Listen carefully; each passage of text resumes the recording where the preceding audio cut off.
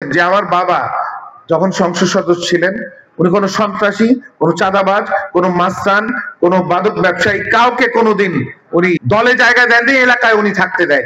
আমি অনেক অবাক হচ্ছি, অবাক হলাম যে আপনাদের তো মনে হয় থানাটা মনে হয় 2 মিনিট লাগে না এখান থেকে যেতে, কিন্তু আপনারা বলছেন যে আপনাদের আনাচে কানাচে মাদক বিক্রি হচ্ছে এবং কিশোর গ্যাং এর অনেক অসুবিধা হচ্ছে এখানে, তাই না? তো আমি প্রথমত যে আমি ওসি সাহেবের সাথে আমি নিজে থানায় গিয়ে কথা বলি। মাদক কিশোর গ্যাং এর ব্যাপারে আমার একটি সুস্পষ্ট বক্তব্য আমি সব জায়গায় দেই, আমি আপনাদের এখানেও দিতে চাই। এলাকার মাদক ব্যবসায়ী অথবা কিশোর গ্যাং কোনো না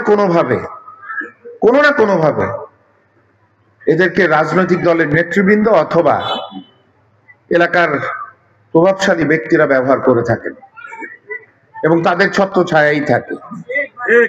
এর বিপরীতে আমি অন্য কিছু চিন্তা করি না এবং তাদেরকে প্রশাসন সহায়তা করে থাকে, কারণ প্রশাসনও তাদের থেকে টাকা পয়সা নেয়।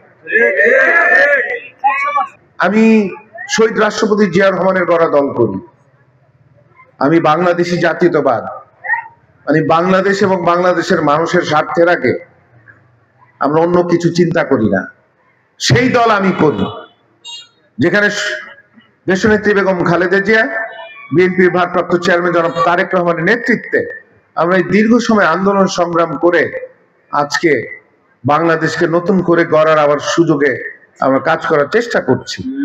আপনারাই আমাকে বলেছেন যে আমার বাবা যখন সংসদ সদস্য ছিলেন উনি কোনো সন্ত্রাসী, কোনো চাঁদাবাজ, কোনো মাস্তান, কোনো মাদক ব্যবসায়ী কাউকে কোনোদিন উনি দলে জায়গা দেননি, এলাকায় উনি থাকতে দেয়।